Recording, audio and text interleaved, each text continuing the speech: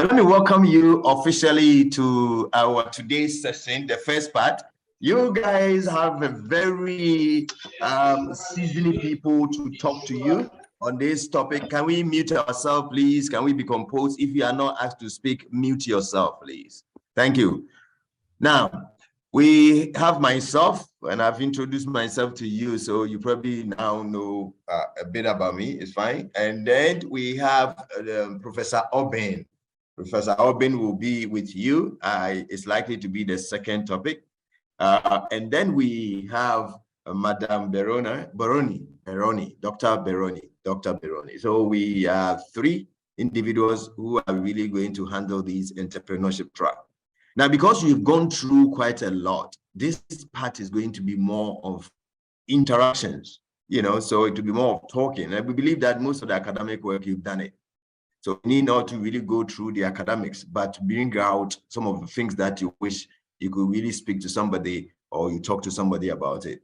So we are here this afternoon looking at the first topic, and I believe you all have the timetable. So today we need to tackle the issue of confidence and assertiveness, and the major topic is supposed to be entrepreneurial mindset and behavior. This is what we're really going to be looked at. So that is what we have today. Okay. Now, if I should ask you your expectations, which I can sum it up for you, how do you keep yourself going in the midst of difficulties? How do you quit business B when it's not yielding the results and move on to business A? What do you do if you combine job to job on the side? What kind of mindset will make an entrepreneur move and says that I'm quitting my job, like the case of Grace? You want to quit from the teaching and concentrate onto the skincare and then the delivery. So all these things are permeation. Today, we're going to really be able to look at the mindset, and more importantly, those who have succeeded in this business. What is the rate of failure? How many people have succeeded? People have failed when it comes to entrepreneurship or enterprises. But we're going to really look at what the mindset these people have from the start throughout the business until they finish. So I would like to welcome you on behalf of my two other able professor and a doctor. Then it means that you are in a good hands with a lot of experiences, and then we're going to ride together. So come on board on this journey. I'm only going to encourage you to try to be on time, because now we have not even started and we have almost 15 minutes past the hour. No, 23 minutes past. So it means that we need to be on time so that we can utilize all the time available possible. So let's start off quickly if you are with me. And then we're going to go into something that, to me, I find it very interesting. Okay? Interesting because it gives us a little bit more about what we do as a people.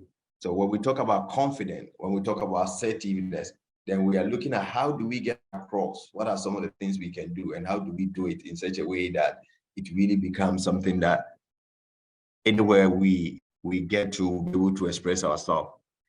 Part of your work, you need to be able to sometimes interact. So confidence becomes very important. Can you look at people and speak without scratching any part of your body? Confidence is important.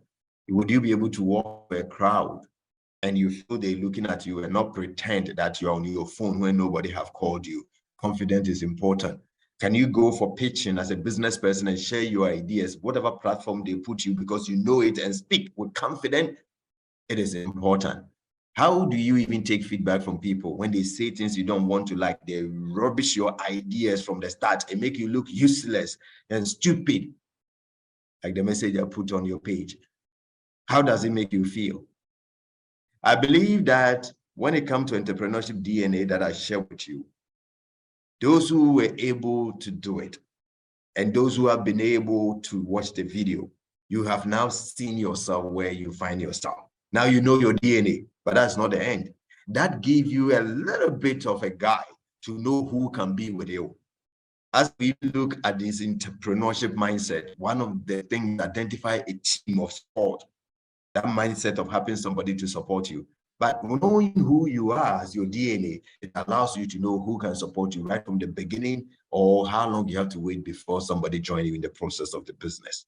So once again, welcome. That is the chain of what we'll do. But I'll try and finish everything within time so we can discuss about the DNA. We can also look at the confidence and assertiveness, and then the mindset, which is also critical in setting up a business. So let's go quickly. I would like you to number 1 to 10.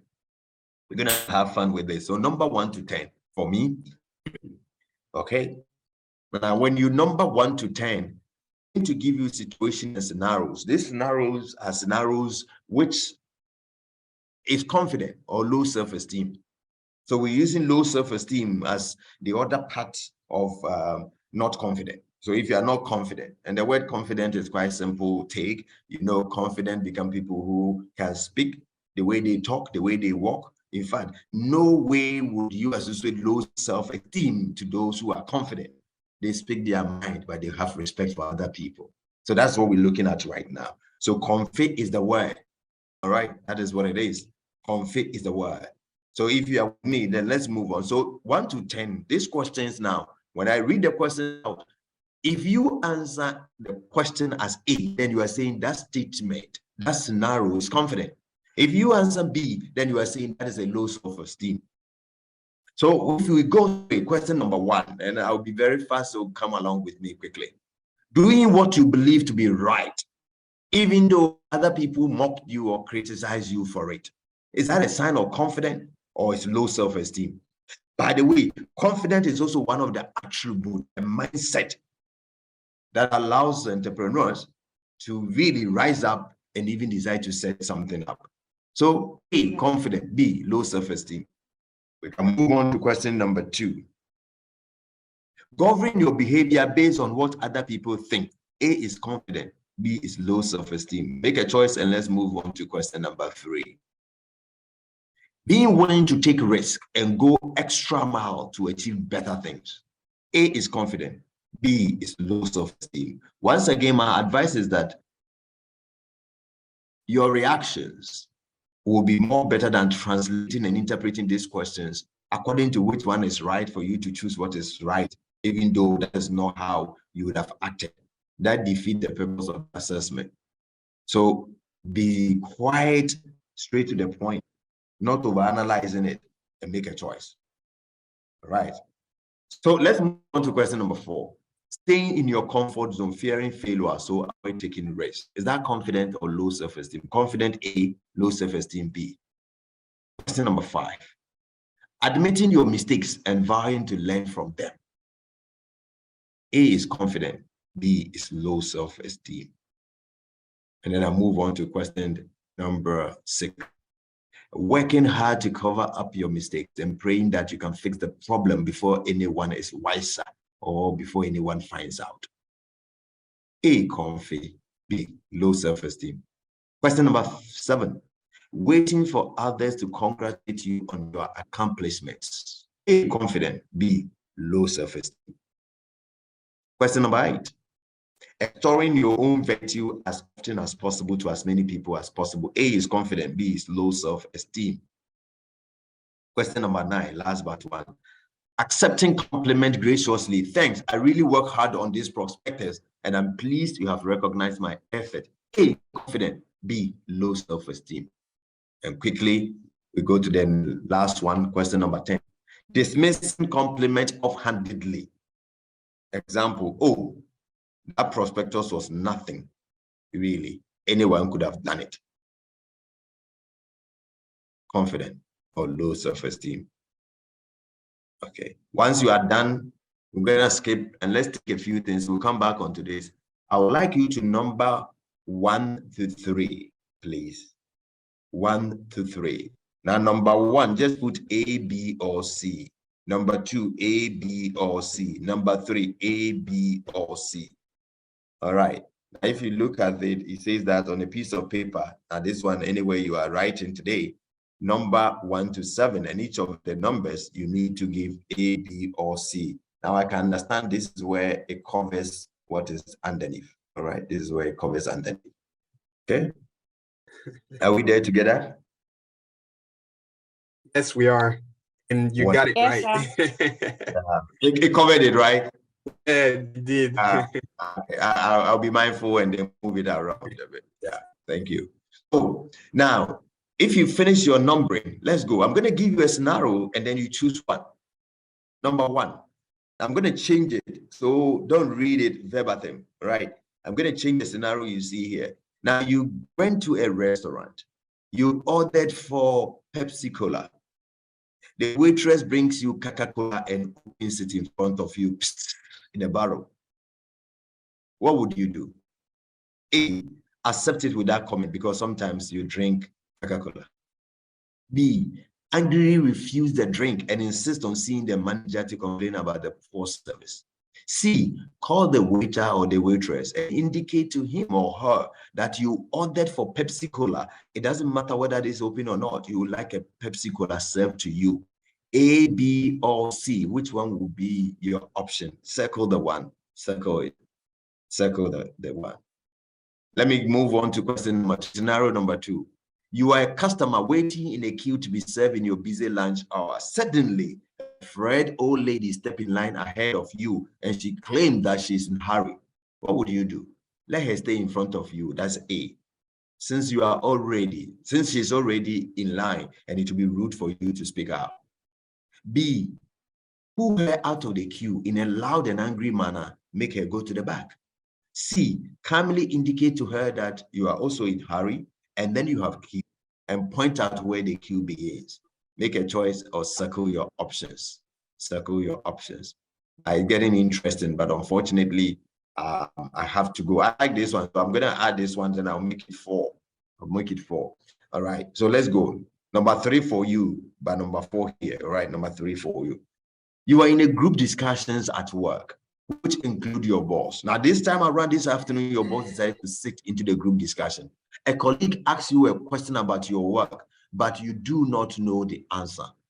You're supposed to know the answer, but you don't. What would you do?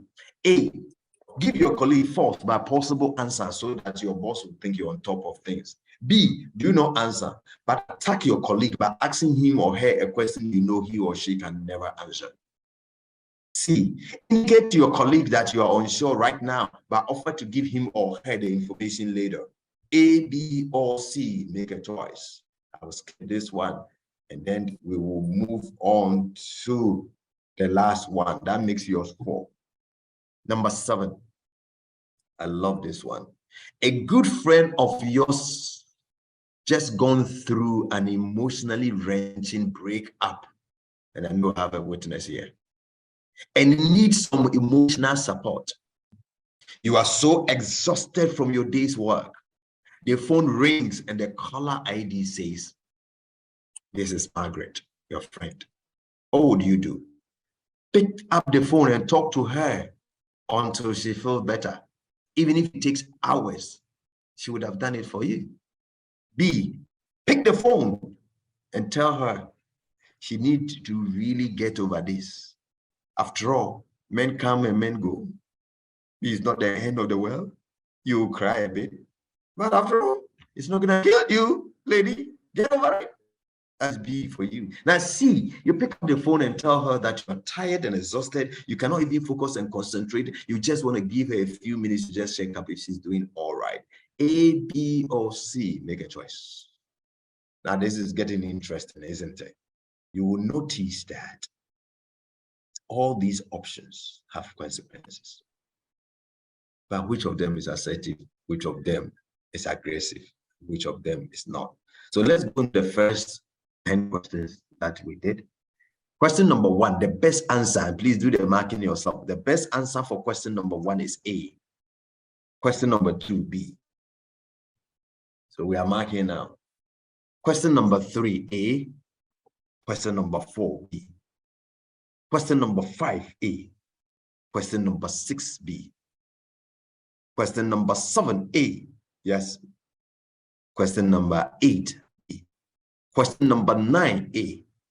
Question number 10, B. Scores yourself and put your scores there. You can go to the chat room. We can deal with the chat room and put your scores over there.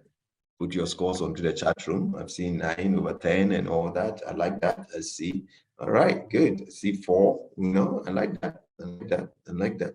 I like that. I know the person who probably got 9 is because of question number 7 that you probably got wrong. I can understand. Understand? That is fine. That's okay. Good. Good. We analyze this one all later when I stop sharing, and then we can discuss it, and I can see your face while we discuss. Now, this is good. I like that. Now, let's look at the other 4 questions. You have 3 options. Now, all the A's, if you got any A, the A is what we call passive. So we have 3 broad interpersonal styles. And this is critical. So if out of the 4, you actually got more A, then you are a passive person. Explain that. If you got B, or more B, then you are an aggressive person. If your answer happened to be more C, then you are an assertive person. So remember, passive style, aggressive style, and then assertive style. So the passive style is the A option, aggressive style is the B options, and then assertive style is the C options. I hope you are following through. So let's look at the first part, and I'm combining the 2. Comfy is the word. I've already said it, and this is one of my quotations. A third-class student from the university with confidence is likely to get a job than a first-class student with that. Comfy is the word. Confident opens the door. Confident is the one that really brings home. If your confidence level is low, you are timid, over-apologetic, and sometimes you become more hypocritical because you cannot say it as it is. Comfy is the word. Your confidence level will show in so many ways. Your body, your language, the way you speak, the way you open your lips, the way you walk, the way everything about you, comfy shows. Comfy shows. How you carry yourself, comfy will show. And then if you look at this, say all things being equal, self-confident, and for every entrepreneur, self-confidence is often the single ingredient that distinguishes a successful person from a less successful person. Wow, this is a power one. Are you confident? How do you build your confidence? By thinking. And part of entrepreneurship mindset, individuals who are entrepreneurs, they think, the thinking mindset, they bring and think, put their thinking caps on. So the first kind of admonition to boost your confidence up, challenge negative thoughts about yourself. You complain too much. Come on. Challenge negative thoughts about yourself, Challenge excuses. 99% of people who have failed in this world, people have given room for excuses. Accept yourself for who you are. Of course, if you pick up too much weight and you want to reduce it, then do something about it. But don't wake up every day, morning and grooming and looking at other people and thinking that they are better. In this world, they have gotten certain shape and they call it Coca-Cola shape or whatever it is. And if you are not that kind of structure, then it means that you are lacking something. What do you lack? And sometimes it becomes a mindset. And I'm glad that is what we're talking about today. Accept yourself. Positive thinking. There are individuals who throw in the towel before the fight even starts. You're too scared for everything. And we're going to look at some of the myths as well. Things that people put in their mind, and feel I become an entrepreneur and I'm rich and I can control what comes into me, and they become lazy. And I've seen people who open businesses, and if there's only one car park, they go and park their car at that space, forgetting that theirs is not as important as the customer who will come back. Positive mindset, positive thinking. Take responsibility for yourself. I think the blame time, the accusation time, the trading of time, what didn't work before, were not supposed to work, didn't work. And now you have what it takes to change what didn't work. You do unto others what people could not. Cherish and appreciate you for. Appreciate the people that work with you or you work with. Take responsibility for yourself. If things didn't work the way you wanted, you make a bad decision, the consequences, it has come. Deal with it as you progress. It's not the end of the world. Take responsibility for yourself. Learn to deal with failures and rejections. And it has been there before. Young boy growing up, my first girlfriend, Angela. I love her. And Angela was so sweet. My first girl who broke my virginity, and I thought everything was lovely. And Angela says, it's gone. I said, you can go. Somebody else is going to take. I was so feel angry, wanting to even take my own life because of Angela. I'm telling you, I made the effort. Can you imagine if I died? I wouldn't be speaking to you. Hey, if somebody doesn't appreciate you enough, let them go. They don't deserve you. It's their loss, but not you. Learn to deal with failures and rejection. If you have started a business, the business did not succeed. Look, that is it. Put yourself together. Get up again. A lot of failures, a lot of standing up will definitely give you the confidence to move a step ahead. If you are rejected today, when you knock the door, be persistent. And if the door is still locked, keep knocking at that doors. I'm telling you, something will come. Nerves are normal. When you have a presentation to make, you need to really do your pitch, and yes, your nerves and all that will come in. Yes, and yes. But hey, it doesn't affect your voice. You can still project your voice and speak. And don't worry about what people think. Sometimes they might not necessarily think good for you. The kind of ill bit that they bring onto the table. Those things are not things you should worry yourself so much about. So that part, you really have answered it. And you know that, are you confident or you are not? When I come back, I'll let you ask a few questions, especially some of the questions you go wrong and you feel you should have been this way. I'll address it briefly. Okay. So let me quickly tackle the issue of these assertiveness. The two goes together. In fact, there's a third one. The third one is even called charismatic. And we're not talking about church here. Charismatic is also a skill that you can actually acquire and develop. People who are charismatic speak it from their heart. They speak from their chest, low down. You fall in love with them. They can convince you. You will travel on a journey with them, whether good or bad. Leaders, and for that matter, businessmen and businesswomen, should be charismatic. And there's a skill that at first we thought that you need to go for a posh schools or university before you can, but every day things are changing. People are learning so quick and things are changing. So you can be charismatic. But starting from confident, we move on to assertiveness. And then we say that if you look at assertiveness, it's an interesting one. Saying it as it is with respect for other people. But assertiveness coming into the three broad interpersonal style. You sit in a car, somebody lighting a smoke. It is written boldly in that bars, no smoking. What would you do? You will let them smoke because you are afraid to speak up? B, would you just take the smoke from their mouth and tell them you fucking punch them if they don't stop?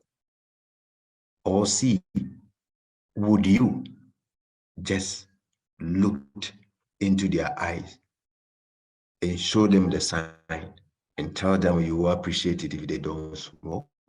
A, B, or C.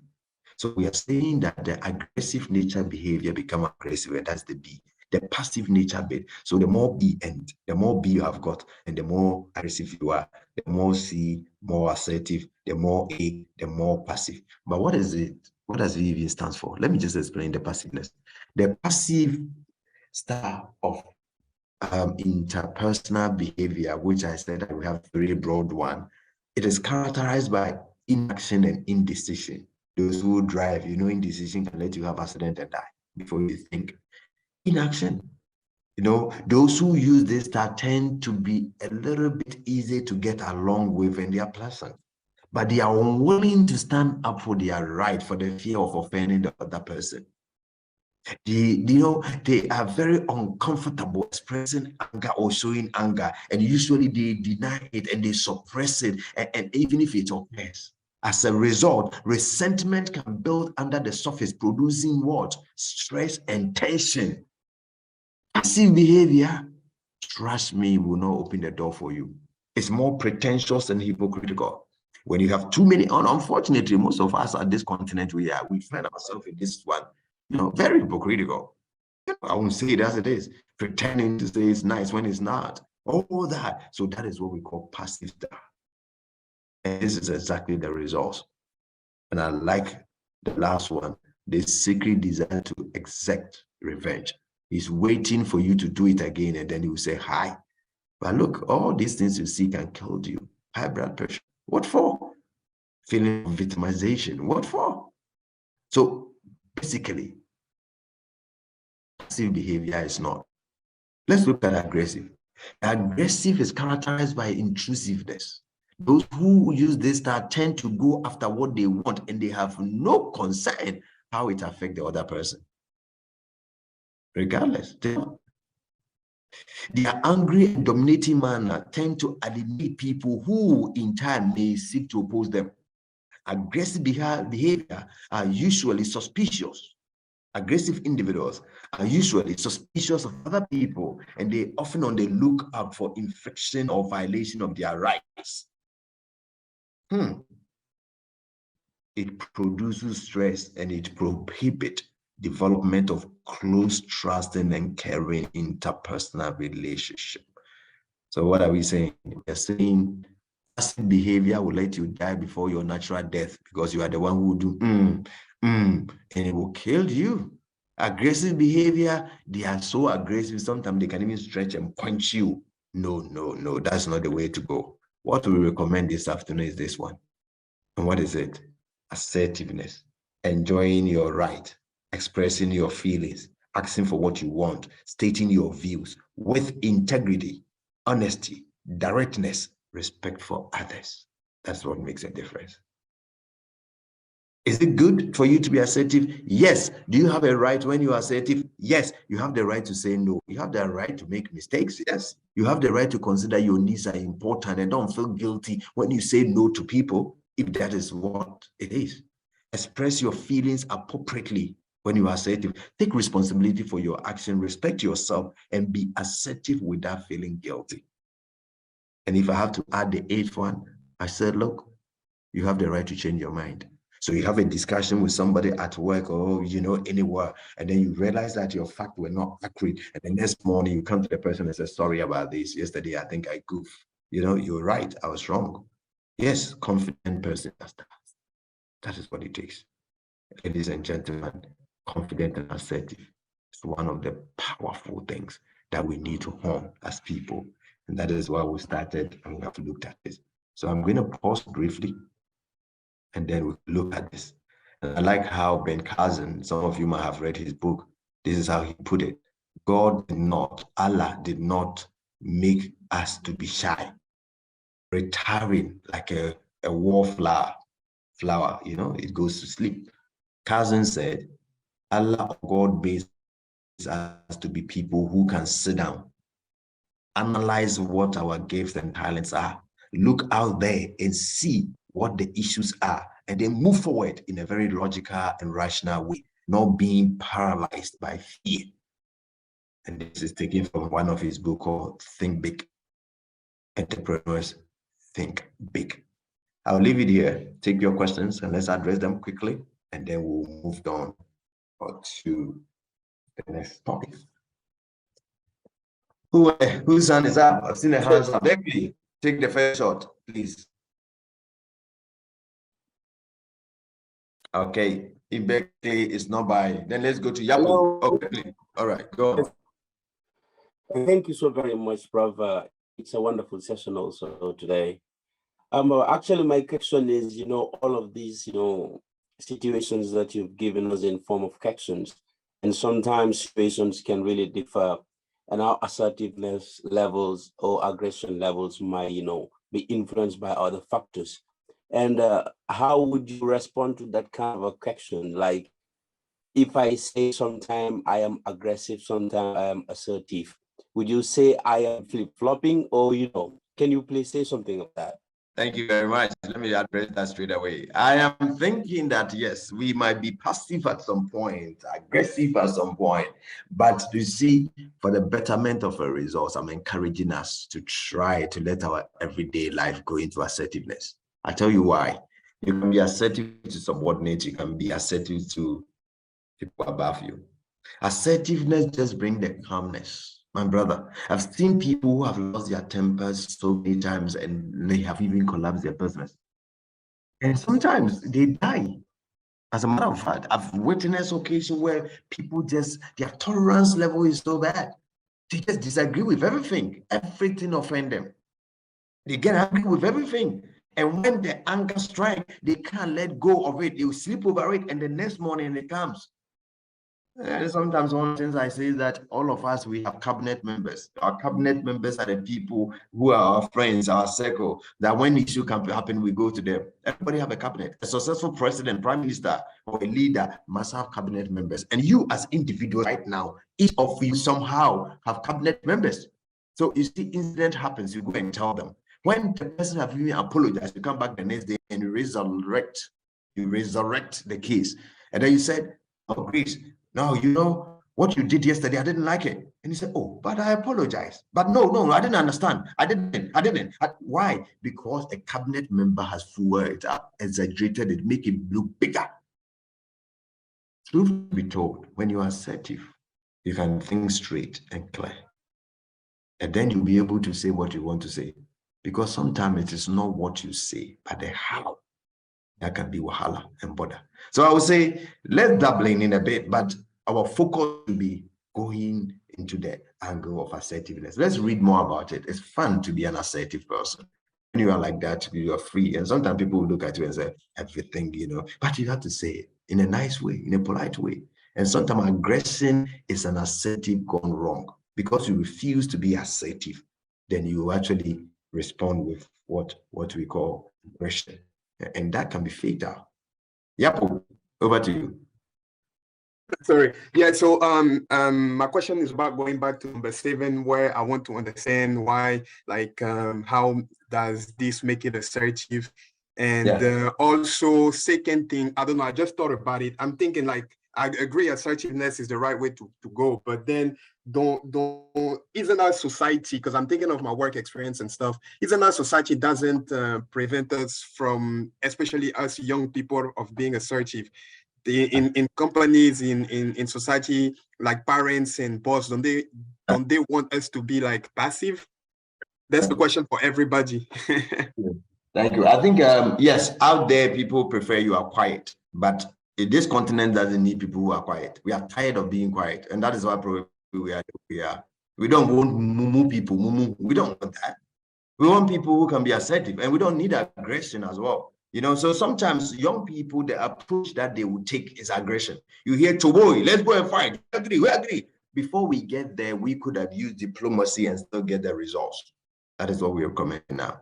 So the issue here, yes, society might not like it when you are assertive. But does it pay the bills? Yes. Does it help you to live longer? Yes. Would it help you not to visit hospital most times? Yes. Assertiveness help you. And that is why we want to be assertive. Because you see, when you bottle down on things on your chest, it becomes one of the things that you need to be fighting with all the time. And I think one of the questions 7 that you came to, I think question 7 is the question 7 is the one that is about, if I remember, waiting for others to appreciate you, okay, or congratulate you on your accomplishment. I think that is it. Okay, and that question, waiting, it sounds deceptive. The waiting is not like you take a chair and you are sitting down. All what that is saying is that if you are confident enough and you have done something, you are not the one who go and see people, come and thank me. I'm the one. Come and show appreciation. So waiting means you are not aggressively going out there to ask them to come and thank you. Okay.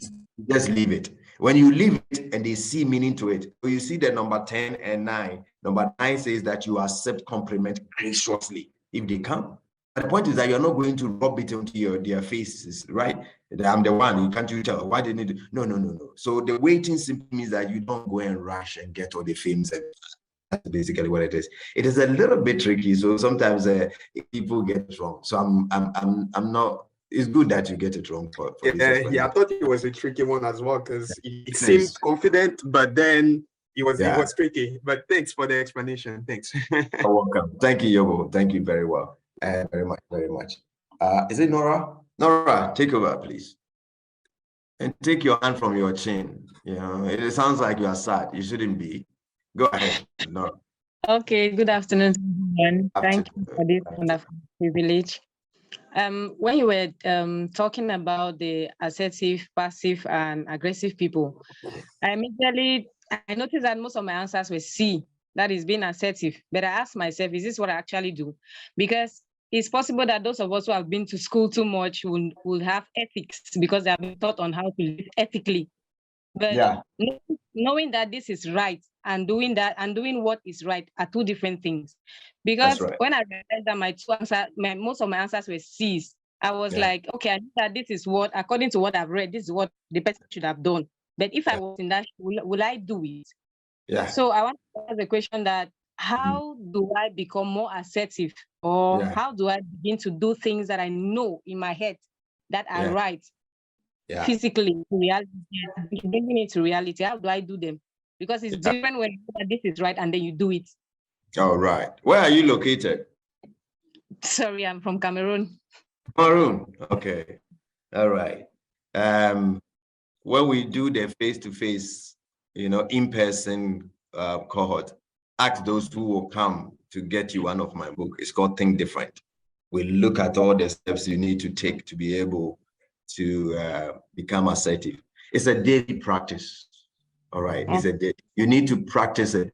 And when I was actually administering the questions, assessment, I did actually mention that don't answer in the way you think this is the right answer, but assess it personally. Would you react this way? Your personal reaction. So my advice is that when it comes to assertiveness, it's a process. You need to start working on it. There are 10 things you said, no, I won't talk about it. You have an employee, he comes to work late, you don't want to say it. He's very innocent, you won't say it. And by the time you know, he take you for a ride because you want to complain. It's not about complaining, just complaining. It's just that we need to understand each other. We want to go into business, and this business, no money has come. So everybody say yes, yes, yes, yes. But you don't know the person's behavior when money starts coming. There's no partnership deed. There's nothing. And now the money start coming, and the person go to court, take the business out from you or something. You see, all these things just because we hardly can look at people's face and talk. It's one of our worries. I tell you. Sometimes I feel we don't even have a choice when it comes to this assertiveness. We need to work on this assertive and confident. Okay. We lose a lot of self-control because of that. We lose our patience, and sometimes we become aggressive. We swear, we curse, and sometimes we look. There was a situation. Let me just take you along with me on this. Where somebody who sits next to you in the office doesn't smell good, smell horrible. So I give it as a scenario to people. How would you address this issue? Most typical Africans, we will go and buy some perfume and give it to the person and tell the person that he should use it. I will write a letter to the person, and then let the person know you smell, you have a serious body odor. You know that, so that I won't write my name there. Everything we have to look at, you see, backward way to be able to achieve. How long can we do that? We don't get results by that, you see. So when I don't look at your face and tell you, you're my friend now, we talk together, we work together, but there's a smell, I'm not too sure if you're aware. Establish first the person is even aware. And if the person is not aware, then share with the person and say, look, I can suggest a few remedies, but it's also search, and I can also try to help you. But I will be the one who will observe you and see if this smell has come down. I will always be there to support you throughout. Nobody take offense. There are people who receive prizes and then they stand there and say, if it wasn't Nora, I would never have been where I am today. But can somebody say that about you when you always talk behind people instead of looking at their face and speaking to them as it is? So the assertive bit is so critical, even as business people. If not, you have a lot of things to worry and a lot of things to grumble inside you. It will always affect your emotions, and it can affect the customers as well. And they can see if your business as a person who hold it, your attribute. And that is why today we're spending time to look at the entrepreneurship mindset, because your behavior and attitude is what affects your business. If you are lazy, it will show. If your customer service is bad, if your language that comes from your mouth is not good, you speak anyhow, your customers will get to know. And that is what we're spending this time. So assertiveness is something we just need to work on it. It will not come naturally, but we need to work on it. When we were born, we were very confident. But growing up, parents have found a way to suppress it. Shut up. You can't talk. Adults are talking. What are you talking? Shut up. They have shutted us up. When we grow up, we have shut up. A child whose hand, when you see anybody eating, you want to beg. African child, you want to beg, whether you don't like your mother's food or you just some child. Your mother will put your hand inside and tie you like some coconuts at the back so that you will not embarrass her. We have been suppressed our bringing. It doesn't come naturally for us to be confident or assertive. And sometimes we can look at your face and lie, but we know that is not what we are feeling inside. So, Alhaji, I'll let you take. Nora, I hope I have tackled it a little bit for everybody as well. Alhaji, over to you. Thank you, Doc. Thank you very much. One of my questions, quick one. Nora has already asked the first question that I wanted to ask, and thank you for answering very uniquely. My question is, how do I build my self-confidence? It is something I want to work on. Sometimes it comes up, I lose my confidence, and it makes me feel bad even within myself. What is the best medicine that you will prescribe for me to build my self-confidence more? That is my most important question this afternoon. All right. I think there are quite a lot. If you go onto the net right now, there are a few questions that, like what we did. This one, what we did was a caption for my book, but you can actually go and get quite a few things on that. But it starts with a gradual process that you are a complete person. If somebody disagrees with you or somebody says things you don't want to hear, look, it's just that person's opinion. Because we allow things to get into us so much, and that brings anger and temper rising. So many times confidence comes in, especially to when you are walking in front of people or they ask you to give a speech, and then you get there and then you are not too sure what to say. Those things can sometimes bring a little bit of tension, and it can also be a little, but all those things is something we can work on. Comfy is the word. It's a process, but we need to work on that. So if public speaking is an issue, then try to do small things. If you belong to a congregation, then if you go to a meeting, then you can ask them to do something. I can give the vote of thanks today. Volunteer to do something. So if you do it and you shake a little bit, next time you will not shake. Okay, comfy becomes interesting because every part. I always give this example that you find yourself in a bank, you are joining a queue, there's a lady in front of you, you want to take her number, you whisper through her ears, "Sudi, can I have your number?" And you say, "Excuse me." She shouted, everybody in the banking will start looking at you. I said, "Sorry, I'm not talking to you." Are you not talking to her? Where is the confidence? It's gone. You're afraid. Simple. Comfy. And then sometimes it can even get worse. You see a very looking nice lady out there, and you said, "Oh, hello, Grace." You don't know her name, so you can't call her Grace. And "Hello, have I seen you before?" He said, "No." "Please, where are you going? Are you to why? Would you come back?" "Oh, please. I just want us to keep in touch. Can I take your number?" And he look at you from the bottom of your shoe coming down onto your face, and you look more stupid. And he says to you courageously, "Excuse me, you want my number?" Hey, check yourself. I'm not your equal. Hey, it can be hurting, eh? But a guy with that confidence is a guy who look at that lady and just look at the lady and say, "After all, who do you think you are? I just want direction. Direction is what I want. That's why I'm talking to you. Who do you think you are?" Run away from the reality. But when you have confidence, you look at the lady and says, "Wow, I like this attitude of yours. The only thing that you lack is that you've never gone out with a gentleman who have been able to bring the royalty behind this attitude. And that's why I just want to be your friend. This is my number. You can stay in touch. Have a good day. Take care." Comfy is the word. With confidence, impossibility becomes possible, I tell you. But when you lose confidence, you lose control. Then you end up saying things. The British will say, pulling your foot through your mouth. Say things that are not supposed to be palatable enough for you to say. And then now you look more stupid. So comfy is the word. Comfy is the word. I've seen your hand, but I'm going to take only one. Whose one do we take now? Willie? Yes, thanks for the session so far. Yeah, my question is around assertive individual in your business environment. When do you say yes and when do you say no based on your capacity to perform a particular task? Like for me, I usually experience workload that is too much, but then you can't say yes, you can't say no because you want a new client. When do you say yes and when do you say no? Thank you. I like that, and I will use that to close this session, and then we'll move on to our next because of time. Honesty. Honesty.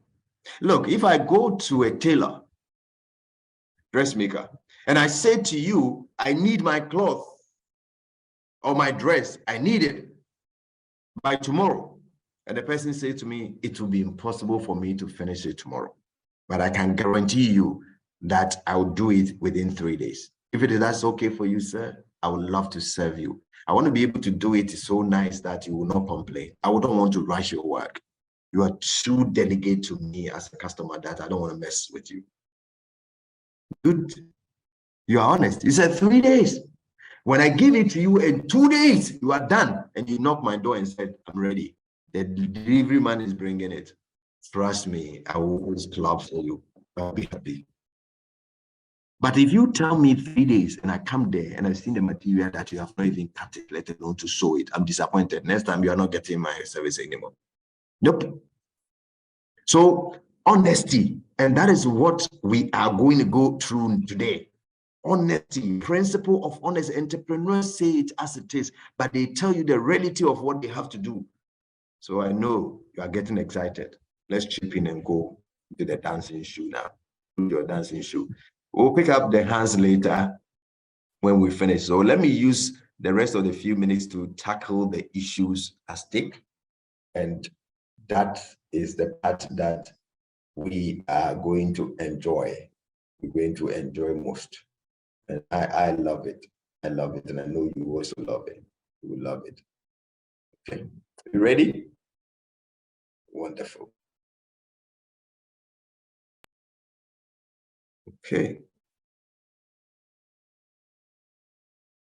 Are you seeing what I'm seeing? Let me know when if you see what I'm seeing. You see it? Sir. Okay. Yeah, we saw most, but it's off the screen now. We saw people sitting on a table. And then what is the topic? Then there's the caption, think like an entrepreneur. And then underneath, what does it say? Unleashing your inner leader. Good. We are good to go now. We are good to go. We are good to go. And I have to give credit to Jasper with these wonderful pictures and all that. When you look at it, you can see that we are talking about it. Everything that matters. Everything that matters. But let me share with you what comes up. Have a look at this one. A master of an entrepreneur. And this is our mission. One of our mission is to distract the status quo. I think that one you know already. But the must means that entrepreneurship by definition comes when there is a massive problem. The M. And then you need to come up with a unique solution. But bear in mind, you need a starving market. And the timing has to be right. That is a must of an entrepreneur. That's a must of an entrepreneur. What mindset do you really have to be able to get it right? What mindset? So when we talk about the entrepreneur and the mindset that he carries, it becomes a set of beliefs, attitude, behavior that enable individuals to identify opportunities, take calculated risk, and create or add value. Having a proactive and innovative approach to problem solving, a willingness to challenge the status quo, and a passion for pursuing goals and aspirations. This can never be better explained than this. And I hope you are sharing with me quickly as we go on. So I think, Deborah, are you there? Is it Deborah who spoke to me a while ago? I'm here, sir. Yeah, your background seems to be right. Try and read what comes up so we can all share it together. Let's go. Individuals with an entrepreneurial mindset are characterized as follows. First, by their resilience, creativity, adaptability, and a continuous drive for improvement. They are comfortable with uncertainty and ambiguity, and they use failures and setbacks as opportunities for learning and growth. I hope we are all following. There's a case study about Sarah. All right. I love this young lady and her story. So let me just take that one quickly and then you come again. It exemplifies the importance of having an entrepreneurial mindset by being willing to take risks, pursue her passion, and persist through the challenges. She was able to turn her dream into successful business. We put it on your page. How many of you honestly read the story, the case study before the start? Did you see it? Deborah, did you see it yourself? No, I didn't. Okay, we put it onto the group. Is it a case study in a group? Yes, it is. Yes. Okay. And then the summary of it. So later on, you can read if you didn't. But basically, if you look at her story, that is the summary we have done. So the importance of having this mindset by being willing to take risks, you could see it in her story. He perceived her passion because there was a way that she actually wants something else apart from the fashion. So everything that she's doing, this one becomes like Grace's story. She want to really focus on delivery and skin. And at the same time, she loved her teaching. And I believe that, I'm not too sure if Grace, you read the story of Sarah, you could see, but there are certain attributes, certain characteristics, that are so important of a mindset that she was able to help her sail through to what she has a passion to do and also be able to achieve it and let the dream come true. That is really very important. So overall, let's go, Deborah. Overall, having an entrepreneurial mindset means adopting a mindset of opportunity and possibility and using one's skills and resources to create something new and valuable in the world. So that is basically what we talk about, right? Young entrepreneurs in Africa with demonstrable entrepreneurship mindset, living proof that can also make it work from your sparked idea. So having idea is not all that matters, isn't it? All right. Now these are young people who are doing something great. See the face over there and you realize that something great is happening. There's the founder and the CEO of Life Bank, a health tech startup. All right. This is amazing. If you read her story, you really will notice that the full story I could share with you so you could get to really know it. And you had our lady from Ethiopia, after the first one from Nigeria. He's the founder and the CEO of the Soul Rebels, a footwear company. Think about it. All have a dream of passion. They just want to be able to succeed. Really very important. And we go all the way to Uganda, founder and the CEO of what we call the Mara Group, conglomerates of interest in technology, manufacturing, and rare estate. I'm telling you, people are using their mindset, these skills that they acquire with the discipline, and then they translate that. What are some of the benefits of identifying this entrepreneurship mindset? So having this mindset has numerous benefits. It includes ability to identify opportunities, solve problems. I love this one. Create values. Here are some specific ways in which an entrepreneurial mindset can be beneficial. Identify an opportunity that you identify it. It allows you to identify it. Solving problems, not running away and complaining like everybody else. Being creative to add value. Amazing. So what are we saying here? Having an entrepreneurship mindset have what we call incredible benefit, both in a personal and professional context. By developing this mindset, individual can become more innovative, creative, and resourceful. This is really powerful. And I know quickly I'll take this one to the top so that it doesn't block you, which can also then achieve success in their personal and professional lives. So you see, the way you behave, the way you think, the way you carry yourself, the way you get your brain to function alone, not only help your business and professional life, it also helps your personal life. You become relevant in your community. You become relevant in your workplace. You become relevant everywhere you find yourself. And that is why this mindset, a mindset that helps us a lot. But I have a question for all of you. A man buy coconut, 12 coconut of a dozen is 12, right? He buy this coconut, a dozen, and he paid $5. However, he sells it $3 and he became a millionaire. Why? How? He buy coconut dozen for $5 and he sells it $3 and he became a millionaire. How? Why? As you reflect on this, and I'll get the answers when we start our discussions, let's move on to the next. So we are getting there. So entrepreneurial mindset activities, some activities. So testing your problem solving skills and then collaboration competence. You know, how do you solve problems when the problems comes? Do you collaborate? Do you have the competency on collaborating and getting the results? That really will make, take a look. A piece of a paper and a pen. And I believe you are doing that with me. Are you there? Have you taken your piece of paper and pen? Are we ready? Deborah, are you ready? Yes, sir. Okay, so I know I have you along, so let's keep on going. How can we reduce plastic waste in our communities? Just write one point, just one point. You have 2 minutes to brainstorm as many solutions as possible. If we have enough time, I will put you into a breakout sessions. I will get you to debate and talk about it and come up. The results eventually that we will get from you, definitely some will be good, some will not be good. Entrepreneurs think and they find solution to a problem and they think on their feet. It's the characteristic of an entrepreneur, a mindset that you need.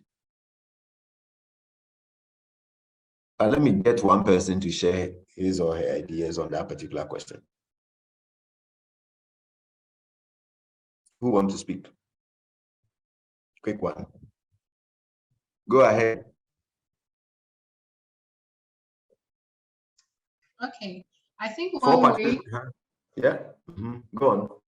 Okay, I think one way we can help reduce plastic waste in our communities is to recycle them. Recycle the plastic waste. Recycle. Do you know the cost of recycling machine? No, not off the top of my head. So you see, sometimes some of them are easier said than done, right? But the point I'm trying to say that yes, but we can suggest, and that is why we have brainstorming session, all right? And then we have brainwriting session. You will go through that when you are doing the model, business model canvas and the rest of it. I think they will tackle that issue as well. Now, brainstorming allows you to storm. We are very good about, but the brainwriting gets you to write what you think it is possible. And everybody will write. And whatever you have just said, I would have taken it and also write something on top, and another person take the same thing and write until everybody has written on that particular statement.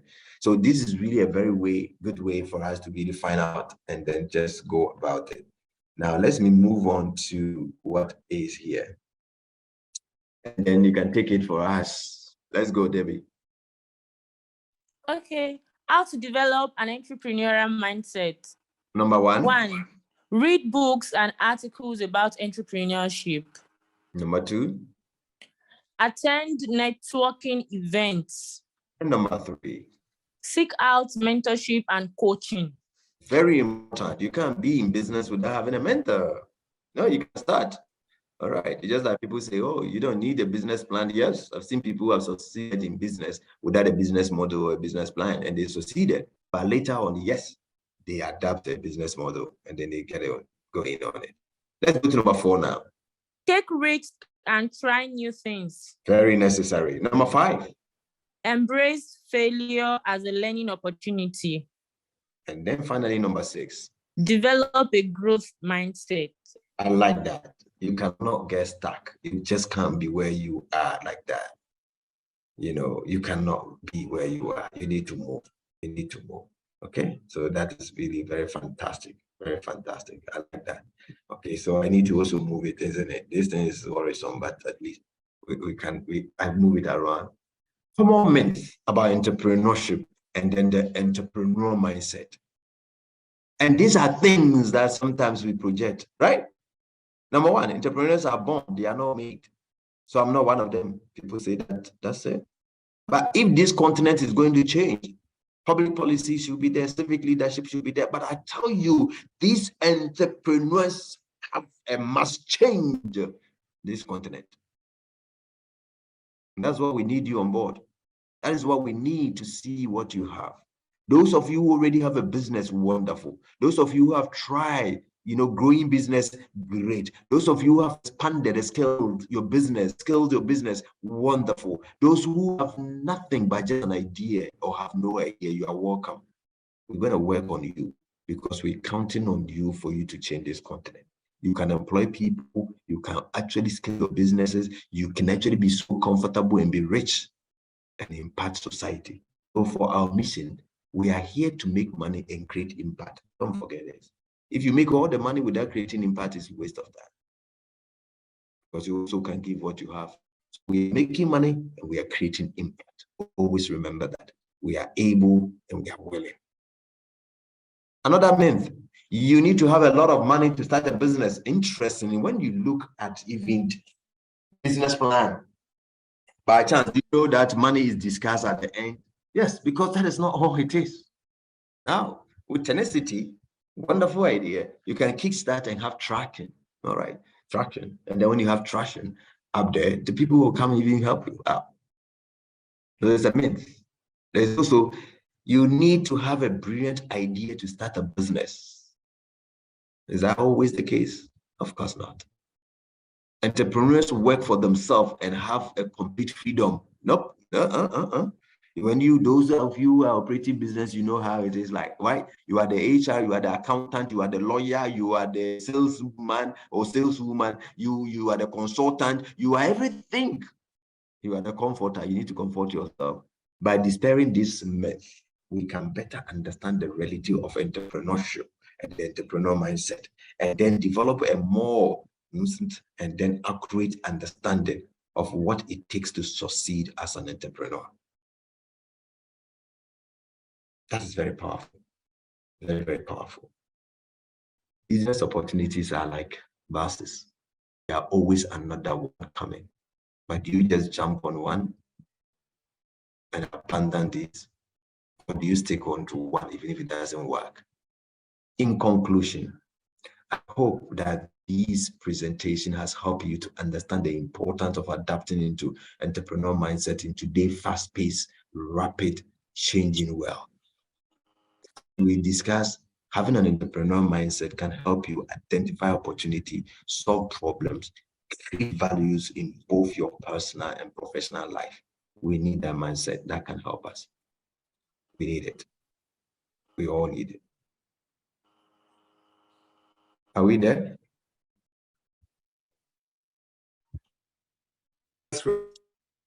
Yeah.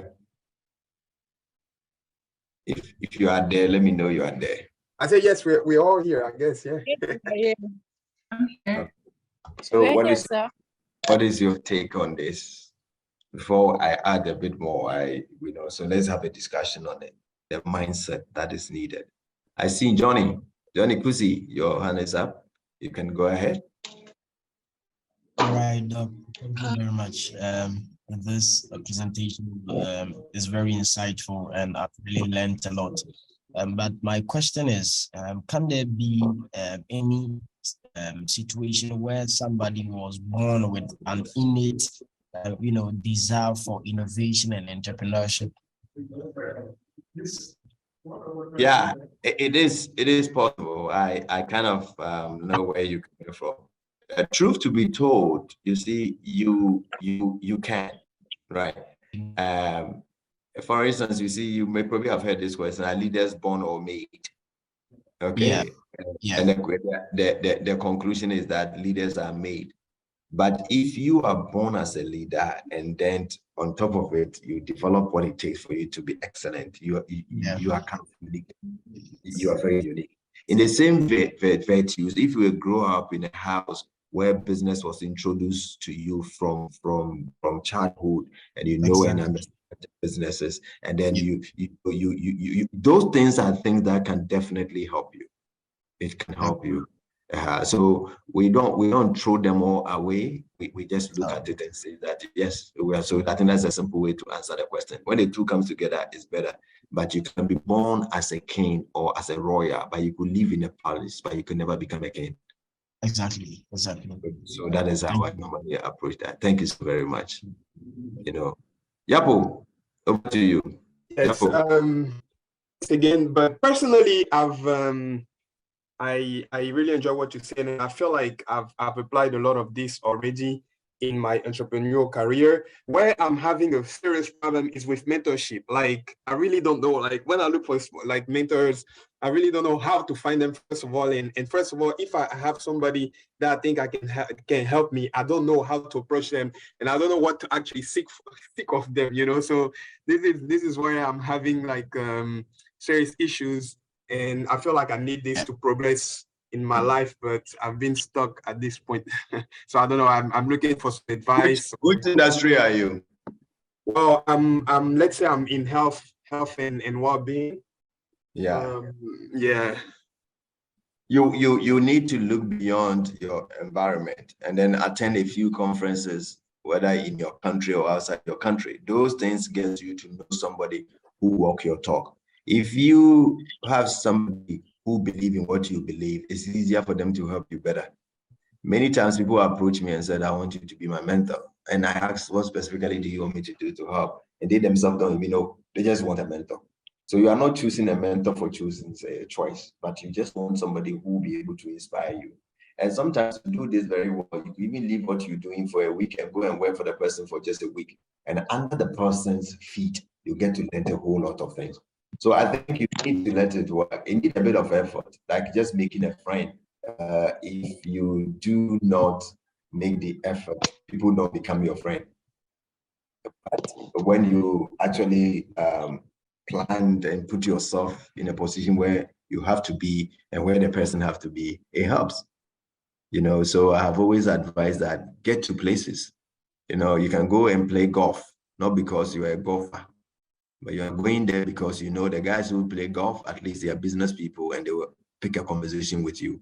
Preparation meets opportunity. And those things comes like that. You need to be in certain places and start listening to certain conversation and that cool. And these days, the internet has even made it more possible to get mentors. Write to them. You can write to people who are accomplished, about 5 of them. You'll be surprised that one of them will pick up and respond. And that is where it starts. Make the effort, and I'm telling you, you'll get the right mentor you need to be able to progress. Okay, all right. So let's if you approach, basically you're saying that if you approach a person, you should know what you look for them. Like look, like you should be straightforward in letting them know like what to expect of them. Yes, what do you want from them? Exactly. And most people will ask, what is in it? What do you want? What do you want me to do for you? So sometimes you go there and say, I have this deficiency, and I believe that for you, you will be able to help me in this direction. And he's happy. If you have time, you would. As a matter of fact, there's something scientifically that we call the 6-degree separation. This is before the emergence of this internet.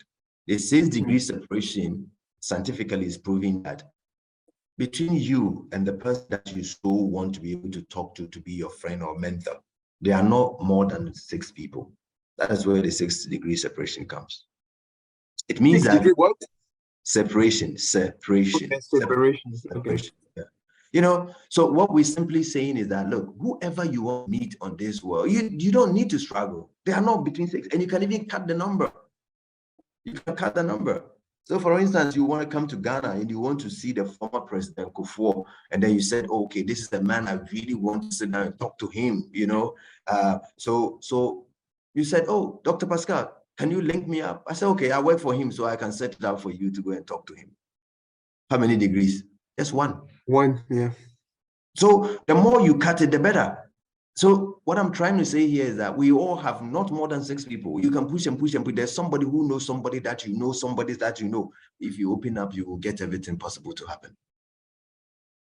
Any other questions? Any other takeaways? Okay. Why are you still looking at this? And I say some of you are probably at work, so you probably can ask questions. So Yapo, you can put your hands down. So let me share this with you, and then we can also pick 1 or 2 things from it. And then we go, right. So we did the entrepreneurship bit, okay? We were able to go through all that, okay? We had a good time on this one. So put all your questions. If you have any questions, you can go ahead. And then we say that the mission here is to distract the status quo, right? That's what we all share, you know. Let me see if we can get this one played. I know what it is, so if it doesn't play, then what I'll do is that I'll go get it played. Let me see something. Okay. I'll get it. It will be the end, so I can go through and come back. All right. So distract the status quo with looking at this, right? And I like this story. Look at the story over here. John and Dave were hiking when they spotted a mountain lion staring at them. John frozen in his track, but Dave sat down on a log, tore off his hiking boot, and pulled a pair of running shoes from his backpack. Hurriedly, he began to put them on. And listen to what he says.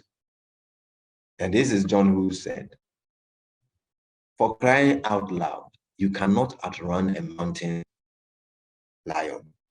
That's John. John screamed. I guess David's response, "I don't have to. The only thing I have to do is to outrun you." Are you getting the story here? Entrepreneurs will have a wisdom. So guess what? If Dave is able to outrun John, by the time the mountain lion finished consuming John, Dave would have run further enough. That's basically what it is. In business world, you got to be smart in your thinking, be able to come up with an opinion that is really important. Yesterday, those who joined, we talk about even self-efficacy, you know, locus of control, internal motivation, resilience, growth mindset. All these are things that people really harm on it if they are entrepreneurs or they become such. It is so very important. It is also very necessary that we need to be able to work on that. So preparation. And I love this. What is the quality of an entrepreneur? They set goals, and I like that, for their life, and they have a vision. They take initiative. They volunteer to be first. They are daring, bold, brave, fearless, and they are willing to fall, fail, and set up again for another round. They are never shy, as a matter of fact, venturing into a legitimate business of any kind. No matter how small, they use the maxim, adapt, adopt, and improve. They're also very humble, and they give away their credit. They go with them and they are with them. I love this one because you see, sometimes and many times there are young people that you help to even inspire, motivate. And when they get to the top, they don't even remember you. Ungratefulness is not an attitude of an entrepreneur. You got to be grateful. Sometimes look behind and look at people who help you on the way through. You need that. Number 5 says they are reliable, credible, trustworthy, reputation, and solid character. You know, they don't lie. They don't lie through. No, those things, trying to cut corners, tricky way. You are not reliable. People cannot trust you, man. Your business is running out. If you ask anybody, why do you buy from me? And the person said, because nobody sells what you sell in this neighborhood. Start crying. What it simply means that if somebody else come and open the same shop in that neighborhood, they are gone. You are gonna. Loyalty, very important. Selfless. I love this one. Putting the organization, the business above their personal desires. Discipline. That's number 7. Willingness to do what is required, regardless of personal mood. You wake up and say, I'm not feeling good. You know, today I don't want to go to work. I mean, somebody comes and says, I'm buying something. I've already shut my mind. I've closed. I've seen people saying that. I've closed. African man getting small money, he buying a car. He wants to even build a house. And the business suffer. And now you are getting all the loans you can't pay back into your business. You're not planning well. Come on, that's not entrepreneurship mindset. Gratitude, and I've mentioned that. Attitude of thankfulness. And number 9, they actively reject pessimists and then be more optimistic. They believe that beauty exists in everything. Some of you are now entrepreneurs, and then we even have intrapreneurs, and then we have extrapreneurs. Now, you could be in a corporate environment, but you probably will invent something even where you work today, that you become a significant business owner, but not just an employee. So always where you find yourself, remember and think about just giving and give the best to make a difference. They are not easily discouraged or distracted. This is a very powerful one. If you add this one to all that we have done, I think we've done justice to that word, the entrepreneurship mindset. And I like this one. Winners compare their achievement with their goals. Winners, the characteristics of an entrepreneur. While losers will compare the achievement with those of other people. The starting point of all achievement to everyone is desire. Keep this constantly in your mind. Weak desire brings weak results. Just as a small amount of fire make a small amount of heat. Always remember that. I love this one. I love it. I love it. I don't have my time. I would have really take you through which part of your brain are you dominant? Left brain or right brain? I guess what? If we do the test, we would have been able to find that one better. But for time's sake, we're not going to find the time. So the structure of the brain, you have the left hemisphere and the right hemisphere. But I guess what? This is exactly how it interplays. It goes here. But apparently, research proved that people with the right side of the brain are able to identify opportunity and seize the opportunity. And this is really interesting. Very, very, very interesting. So when we talk about this, we're talking about which part of your brains, do you. So you can do this exercise with me, beginning with 150. 150. Those of you who can unmute, you can join me for us to have fun with that. 150. What we're going to do is that we are subtracting 7 from it as we actually back down. Okay. So let's go together. 150 minus 7. The answer will be what? 143. Minus 7 again. 136. Minus 7 again. 129. Minus 7 again. 122. Minus 7 again. 115. 115. Minus 7 again. 108. 108. 7 again. 101. Minus 7 again. 94. Minus 7 again. Are you using calculators? You guys, you look like you're using calculators. You guys. No. All right. Okay. Now count. I'm definitely using a calculator. I'm using Exactly. I like your honesty. Yeah, I like your honesty. I'm using a calculator. I'm using a calculator. Okay. Those with that calculators, you have done well. And let's look at how many F you have there. When you finish counting F, shout your answer. How many F do you see? F. Shout your answer when you finish. 5. 1, 2, 5. 6. Counting. All right. Who else? Please shout your answer. You are more than 2 people. Shout your answer now. Let's go. Okay. All right. Now count again.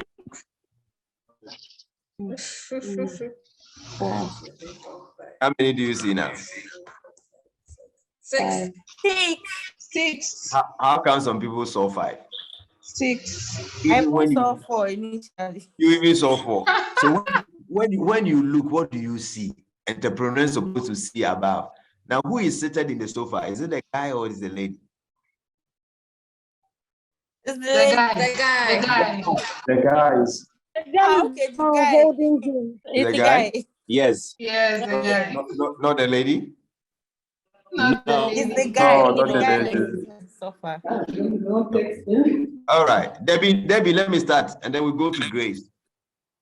Read loud the colors you see, but not the words. You are starting from the top right. So the top left going to the right. Let's do this quickly. Go ahead. Green, red. Yellow. No. I just said Debbie. Only one person at a time. Debbie, that. Yes, sir. Go on. Yellow, blue. Yellow, no. Red. The color you see, the color you see, but not the rest. The color. Green, red, blue, yellow, blue, black, red. Stop. As soon as you pause the video, stop now. Let's go to green. Green, over to you now. Should I start from where she ended, Doc? No, you are starting from the beginning. Okay, so green, red, blue, yellow, blue, black, red, blue, green, black, red, yellow, green, red. Stop. You are there. No, isn't it Nora? Nora, are you there? Who else is there? Or any of you? Can I try? Yeah, go on. Green, red, orange, black. Hey, thank you. As soon as you say orange, you are off now. You are off. Can I go? Next person. Yes, go ahead. Yeah, let me try. Green, red, blue, yellow, red. Oh my gosh. That's it. Next person. I want to try. I'm going. Green, red, blue, yellow, blue, black, red, blue, green, black, red, yellow, green, blue, black, blue, red. Almost now, but you could not. All right, so let me analyze it quickly so we can have some time for discussions. But if you look at what is written underneath, look at it. It says your right brains try to say the color, but the left brain, which is dominant, insists on reading the words. So most of us are so dominant onto the left. We can be analytical, we can chew, we can pour and forget. We can be argumentative, we can even learn languages, yes. But when it comes to ability to identify colors, innovation, creativity, all those things which actually happens onto the right side of the brain. Good thing, good news, we can actually develop the right side of the brain. Let me give you another test. How did this orange got into the bottle? Who want to answer it? One person. Let's go quickly. How did the orange? Doctor, I think the fruit growing into the bottle. I don't think No, the orange is behind the bottle, not in the bottle. Okay. The fruit is right behind the bottle, so it should Okay, thank you. The fruit is behind the bottle. All right. The fruit is not inside the bottle. Thank you. Look at the Yeah. So you done very well. Let me answer now. You see, that is why this entrepreneurship mindset is important. When you give an African person a problem to solve, he begs the question. Majority of you are simply saying it is not even inside the bottle. African mind, though, African mind.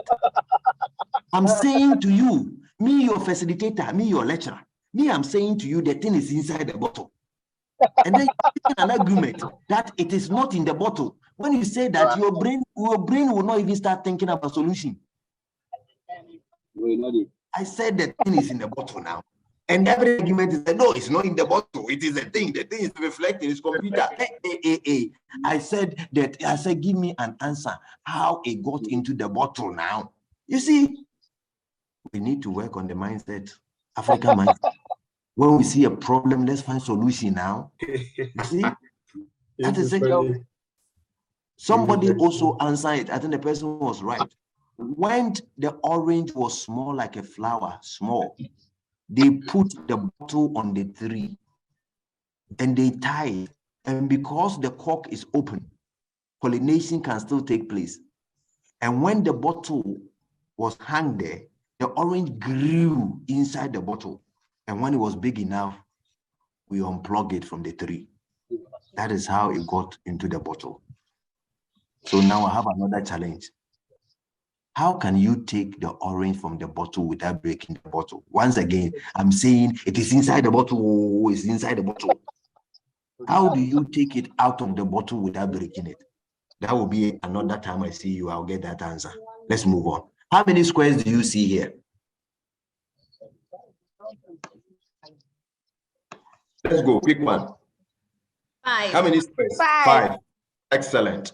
So thinking outside the box become our mindset. We need to work on it to develop it. Think differently. Think differently. You identify your talent through your body parts, your voice, music, speaking, become a pastor, teacher, politician, presenter, linguist. All this you can do. Use your nose, perfume, tongue, taste wine, eye, art, design, photography. You can do every part of your body. Look at your page. You become a soccer person, a football person, a boxing person, tennis, dancing. Sometimes most of these things you have it all, but you have not developed it. Your hand looks so puffy. When you greet people, they say, oh, I like your vibe. You look so very stuffed. What are you wasting it for? Go and learn massage. Just make sure you zip up so that you don't lose your zip, all right? Don't lose control. Go and give massage at a hotel. You get some dollars paid for you. Hairdressing, everything with your hand, braiding, painting. You can do a lot. You can learn a lot. All these are part of the things you do to be able to make money. Vocations, I love that. I encourage people to go into vocation. Any of you right now adding anything to it, all these are the engaged generation when you have the mindset that you can actually go into it, right? This is really powerful, very powerful. So good thing is this, you differentiate yourself or you die. Please, can you mute yourself for us? Mute yourself for us. Yeah, thank you. Differentiate or you die. That's the thing, okay? So differentiation or you're deaf. And I like this conclusion part. I like this. And I think some of you might be familiar with the language there. And he says that Kula Aba Ntank Inek Fak or next simply means if you borrow another man's leg, you only go where the person directs you. Ladies and gentlemen, today our focus is entrepreneurship mindset. But I've added a few things to it to get us thinking. How do we think differently? How do we make it different and then be able to do what we have to do? You have all our contacts and our emails already. So this becomes a very powerful thing that we need to consider. Any questions? Any questions? It was very difficult for you to get it right when you were reading the combination of the colors. I can understand. We are very masters that sometimes we find it difficult to change. Recently, we met a man who is very entrepreneurial mindset. He has a lot of business. He did a session with us and he said, we're going to take a photography. He asked the photographer to stand on top of a roof and take the pictures as we all walked about. It was very difficult. Everybody wants to go for it. And he said, stand there. I said, stand, just stand anywhere.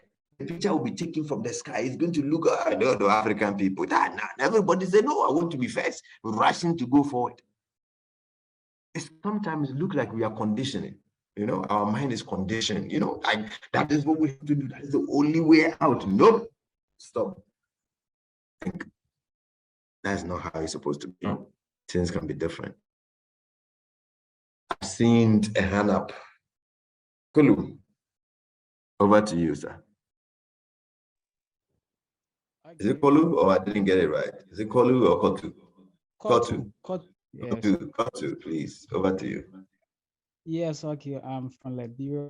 I want to know actually, I'm a recent graduate and I haven't been involved into any business, but actually I have the passion to be an entrepreneur. I've done some research and one of the best things I've come across is that it is good to take a risk.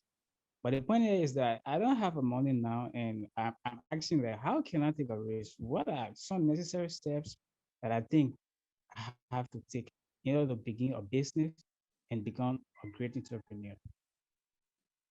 Oh, good. So one of the things is developing a passion of what you really love. Because if anybody talk you through into any business and you do not have any supporting passion, then you'll be living somebody's dream. So you start gradually by looking at it and say, which areas? But you start the process by even looking at problems around you. What do people complain about? What do people complain about? And the more you identify those things people complain about, ask yourself, do you have what it takes to be able to provide solution to this? And that is exactly some of the examples I gave to you and the people I gave you the pictures of them. You definitely need to be able to think through what you want to do to solve. Sometimes it starts with community engagement. You are engaging people, you are talking to them, and then you are sharing ideas, and then you are listening to them. And I'm telling you, every problem that comes, there's a solution. And because one person feels it, it means there's somebody else who also feels it too. So you can work around and across, be able to get these people together. So it's a process. And I guess the topic that we are going through for you at this cohort 42, by the time we finish, you have been able to listen to your colleagues, the lecturers or the facilitators, and then based on all these, you would come up with something that would be great. It could even be going back onto your school, maybe identifying something that was a problem that everybody struggled with, and that will really make a big of difference. But you are yet to really uncover so many things. I can bet you all the topics are selected for you. By the time the program is finished, whether you have a business or you don't, or you are thinking, you will be able to figure one out straight away. I want you to do this exercise.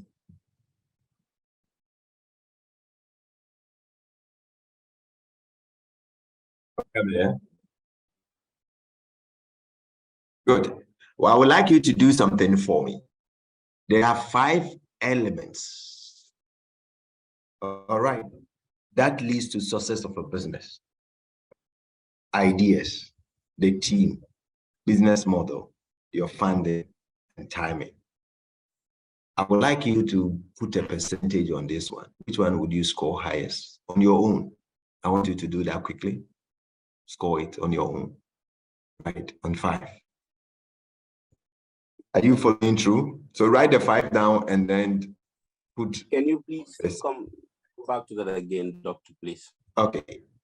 Write the 5 items down: ideas, team, business model, funding, and then timing. And then if you have about maybe 120 or let's say 100, what percentage would you give to the idea? Which one would you put premium on? Which one would be the biggest? That is the question here. So try and score it. Maybe you give the idea 10% or 20%, or this one, this, and this one. So share it among the 5 items quickly. It has been agreed that there's this 5 element that makes business succeed. But which of them would you put a premium on, even on this Doc, please, continent? what's the last item you mentioned? Timing. Timing. Have you got it? Yes, thank you. All right. Have you scored it? Is that Deborah? No, that's Grace Ann. Okay, Grace, tell me how you score it. Percentage did you give to ideas team? Talk us through. A second, please. I'm still scoring. Who have finished? You can share with us if you have finished, please. Nobody has finished? Okay, I finished now. All right, I'm finished. Can you hear me? Yes, so for ideas, I scored 60%. Hello, can you hear me? Hold on a second. We are listening to her first. Thank you. Yeah, go on. 60% for ideas and Please, I got a big loss. How many percent are we supposed to score? Please go on. Go on, Grace. We are listening. Team 10%, business model 10%, funding 10%, and timing 10%. So okay. Apart from ideas, the rest was 10 for each of them. So to you, ideas is one of the most important of all, isn't it? Yes. Wonderful. Could I get a gentleman to talk to me now, please? Let's go. I can go ahead if you allow me. I did say you can go ahead, yes. Do you hear me? Yes, we can hear you. Okay. I put ideas 20%, team 30%, business model 20%, funding 10%, timing 20%. Excellent. Thank you. I want one more person and then we can just watch this small clip. One more person. One more person. Yeah, for me, I give 40% to idea. Okay. 10% to team. 15% to business model. 20% to funding. Then 15% to timing. All right. So now mute yourself now. Mute yourself, and then let me take over now. So let's watch the clip. No, it's okay now. Time-wise, it's okay. It's okay. Your network is quite terrible as well. So let's listen to the video.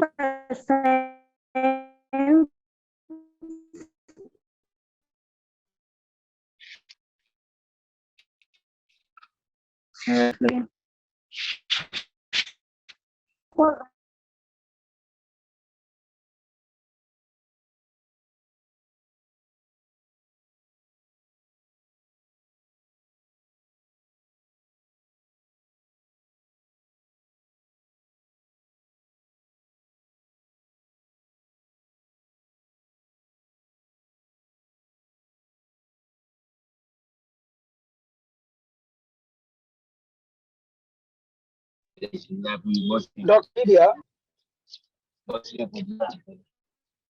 Can you see the video? No. The video is not showing. No. No, sir. So what are you hearing? You are hearing the sound? No. We are just hearing your voice, nothing else. All right. So let me. A blank space. It's a blank space. It's Yeah. a blank space. It's in blank, yeah. Okay. What about now? Okay, we are now seeing picture. I think the video should play now if you click play. Yeah. All right. Thank you. Sorry about that. Group of people with the right equity incentives and organize them in a startup, you can unlock human potential in a way never before possible. You get them to achieve unbelievable things. But if the startup organization is so great, why do so many fail? That's what I wanted to find out. I wanted to find out what actually matters most for startup success. And I wanted to try to be systematic about it, avoid some of my instincts and maybe misperceptions I have from so many companies I've seen over the years. I wanted to know this because I've been starting businesses since I was 12 years old, when I sold candy at the bus stop in junior high school, to high school when I made solar energy devices, to college when I made loudspeakers, and when I graduated from college, started software companies. And 20 years ago, I started Idea Lab, and in the last 20 years, we started more than 100 companies, many successes and many big failures. We learned a lot from those failures.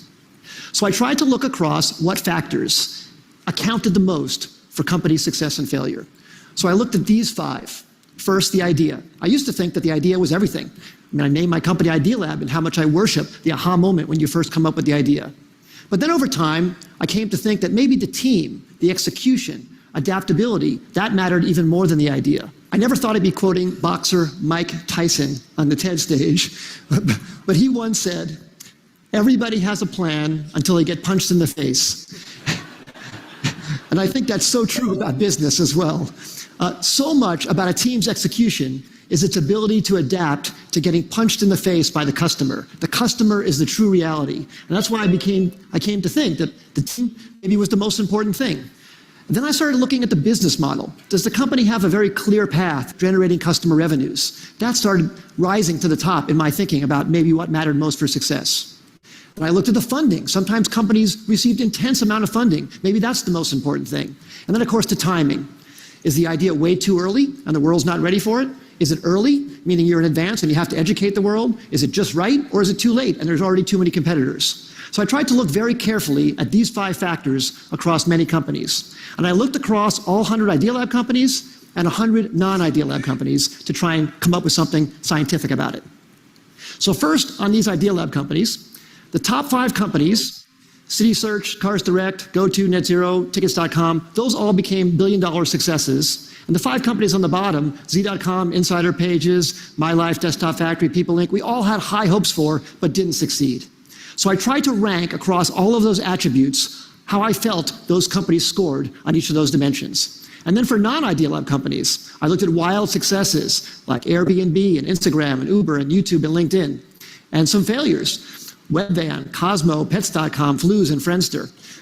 The bottom companies had intense funding. They even had business models in some cases, but they didn't succeed. I tried to look at what factors actually accounted the most for success and failure across all these companies, and the results really surprised me. The number one thing was timing.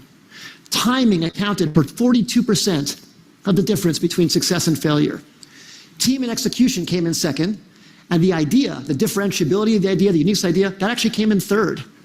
Now, this isn't absolutely definitive. It's not to say that the idea isn't important, but it very much surprised me that the idea wasn't the most important thing. Sometimes it mattered more when it was actually timed. The last two, business model and funding, made sense to me, actually. I think business model makes sense to be that low because you can start out without a business model and then add one later if your customers are demanding what you're creating. And funding, I think as well. If you're underfunded at first, but you're gaining traction, especially in today's age, it's very, very easy to get intense funding. So now let me give you some specific examples about each of these. So take a wild success like Airbnb, everybody knows about. Well, that company was famously picked on by many smart investors because people thought, no one's going to rent out a space in their home to a stranger. Of course, people proved that wrong.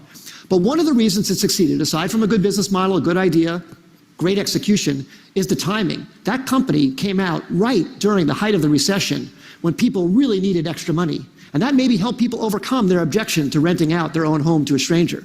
Same thing with Uber. Uber came out, incredible business model, great execution too, but the timing was so perfect for their need to get drivers into the system. Drivers were looking for extra money. It was very, very important. Some of our early successes, CitySearch came out when people needed web pages. GoTo.com, which we announced actually at TED in 1998, was when companies were looking for cost-effective ways to get traffic. We thought the idea was so great, but actually the timing was probably maybe more important. And then some of our failures. We started a company called Z.com. It was an online entertainment company. We were so excited about it. We raised enough money. We had a great business model. We even signed incredibly great Hollywood talent to join the company. But broadband penetration was too low in 1999, 2000. It was too hard to watch video content online. You had to put codecs in your browser and do all this stuff. And the company eventually went out of business in 2003. Just 2 years later, when the codec problem was solved by Adobe Flash, and when broadband penetration crossed 50% in America, YouTube was perfectly timed. Great idea, but unbelievable timing. And in fact, YouTube didn't even have a business model when it first started. It wasn't even it was certain that that would work out, but that was beautifully, beautifully timed. So what I would say in summary is execution definitely matters a lot. The idea matters a lot, but timing might matter even more. And the best way to really assess timing is to really look whether consumers are really ready for what you have to offer them. And to be really, really honest about it, not be in denial about any results that you see. Because if you have something you love, you want to push it forward. But you have to be very, very honest about that factor on timing. As I said earlier, I think startups can change the world and make the world a better place. I hope some of these insights can maybe help you have a slightly higher success ratio and thus make something great come to the world that wouldn't have happened otherwise. Interesting, eh? Yes. It's Very interesting. Yeah. Very interesting. So that is how we finish up today. But I want you to look at it. I think we started by talking about confidence and assertiveness in our business thinking. And then we talk about business mindset or entrepreneurial mindset. Now, one of the things that is a key is that your attitude matters in your business. The way you think is exactly what will be the culture of your business. So attitude matters a lot. If you like to cut corners, if you like to be aggressive in your dealing, if you lie a lot, if you are not honest, if integrity is all thrown into the windows, if you like to cheat people, the truth to be told, it will reflect in the business you do. Some of us might probably have started a business in all this vice way, and the business is growing. But I can tell you, it wouldn't survive for too long. Because if you cut corners, it will still come back to bite you, and sometimes in a very best mean. So we're talking about legitimate business here, and you need a mindset to be able to operate it. So today, what we are sharing is that, look, your business is your attitude. The success of your business and the growth of your business is you. You are the one to drive it. And we, the woman, to drive the business is not correct. The business is not correct. It doesn't matter how it appears. So we need to look back and ask ourselves, you know, are we time conscious? Are we respectful? Is integrity part of it? Are we not giving up? Are we resilient? Are we consistent? Are we making sure quality is what we are aiming for? Because you look at some of these African businesses, how will people burn phones into a container and sell it to people as honey when they add sugar to it? Why? Look at some of the African businesses. They will use oil to fry everything, and when the oil is too dirty, they will put pepper and they turn it like something that you can eat. Why? There are too many things, dubious means. People don't care the health of other people. Even people who go to farms, sometimes we use chemicals on the seed. That is not too good for them to harvest, but they will harvest it and people will eat and have food poisoning. Why? So if the attitude is not good, it definitely will affect the business. And that is why we've chosen carefully to start the entire journey as we join on the bus, as we journey on this entrepreneurship track. Then look, let's get the attitude fixed up. Check yourself. What can I do differently? I've been lazy about this job. I've been lying through it. I want to really make sure that I change that. And if you do that, your business will really definitely take you to a higher level. So today it's about your confidence and it's also about entrepreneurship mindset. Any questions? I'll take that briefly because I think we allow some few minutes before we started. Okay, so let me just add about 5 more minutes for us to wrap up. That's if you don't mind, so that we wrap up quickly. Anybody have questions? That's if you have questions, then I will take time to address that. Anyone have any comment to make?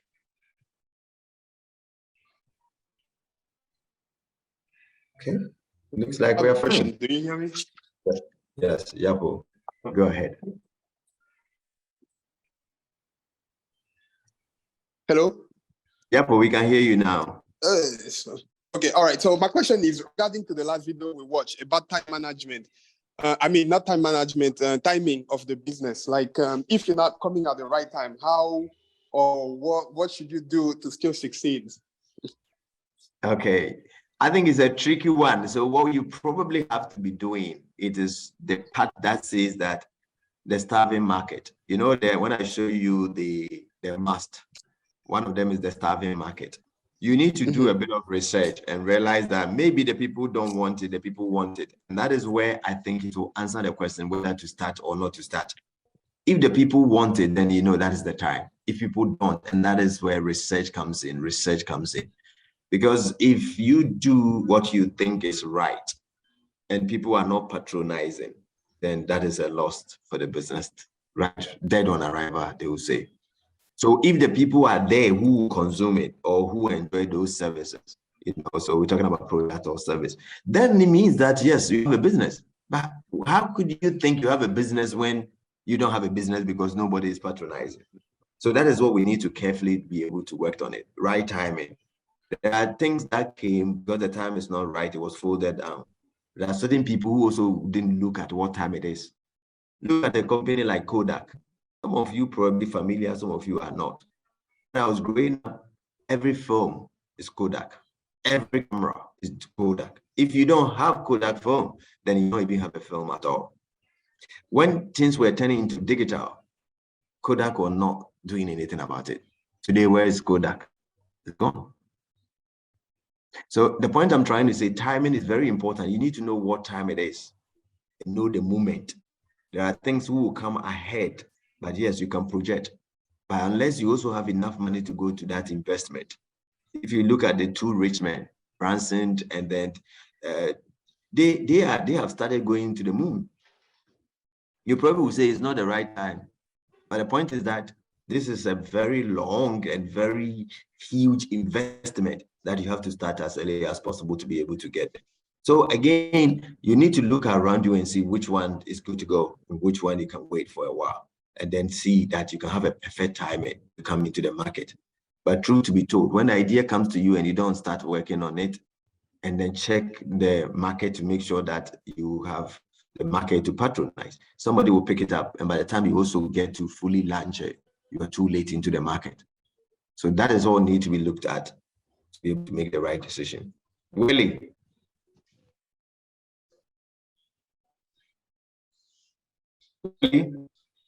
Willie, is your hand up?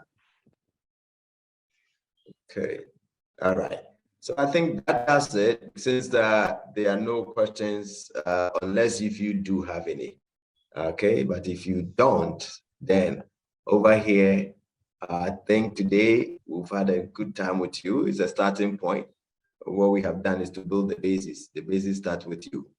And then from you, then it takes on. Deborah, check the chat room for us if there is anything in the chat room that I've not attended to, so that I can look at it, and then you can read it out for me to answer it. Other than that, then I really want to thank you as you check in for us. Okay, so there's a message from Konate. It says, I always feel Africa first had to embrace philosophy and psychology to be able to realize our full potentials and aspirations and reach our prospects. All right. Okay, that's good for sharing. There are quite a lot of African proverbs that also don't help us in business in Africa. When you come to Ghana, we have a lot of them. I'll try to interpret it, but I know you all have proverbs in your various countries. One of them, yes, we say kafodidi. What they simply means that even when you are borrowing from people, you need to eat good. What kind of mentality is this? How can you afford to eat chicken or guinea fowl when you are owing somebody?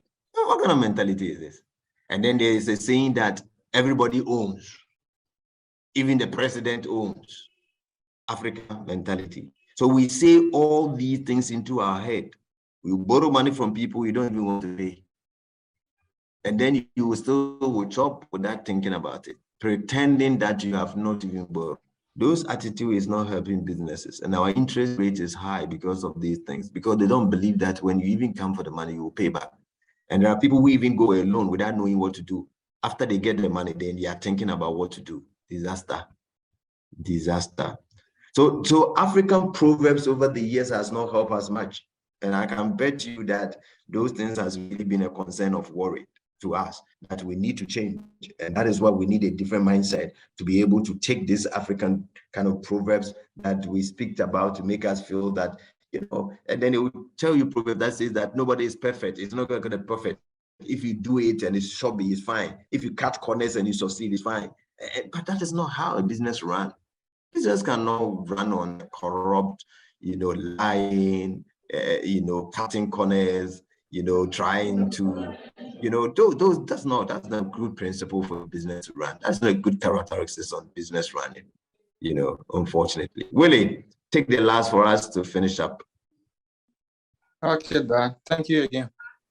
So earlier you were having a conversation on the 5 status of entrepreneurship, where you were talking about idea, team, time, and so forth.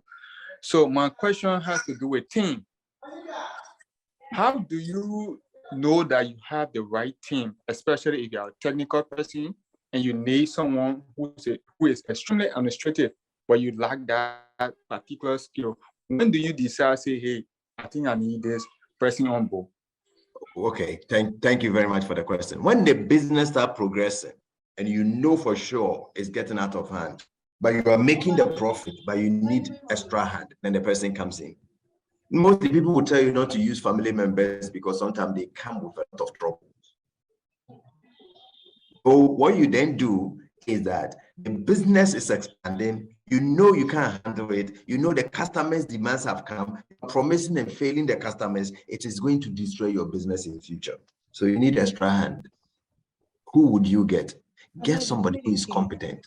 And this is very important. By getting somebody who is competent, it means that sometimes, whether it's youth service or national service, you can get somebody who can volunteer or somebody who will come in as intern. All those things help you to make a decision whether this person is somebody you can keep or let the person go when is not performing. And if it's a family member, it's going to be difficult to drive them away. They'll be in and help you to collapse the business sometimes. But of course, if they have the skills and they are business people and they are reliable, why not? The key principle is that we need to know the difference between reliability and honesty. In Africa, I think some of us and most of us, we are honest, but we are not reliable. We borrow things from people without giving to them. And when you go and complain about it, they tell you you have regretted borrowing from you. Why didn't you send it back? We take things and without telling the person, and before the person complain. When other places we say stealing, taking things from people without seeking permission. So again, these are all the things we're speaking about today. There's a difference between reliability, and I want to finish on that note. There's a difference between reliability and honesty. Most of us are honest, yes or no, but we are not reliable. As an entrepreneurs and budding entrepreneurs, we need to do everything possible for us to be reliable. And you need people and wisdom to make money. Don't forget that. I want you to reflect on these things as I bring you to a close.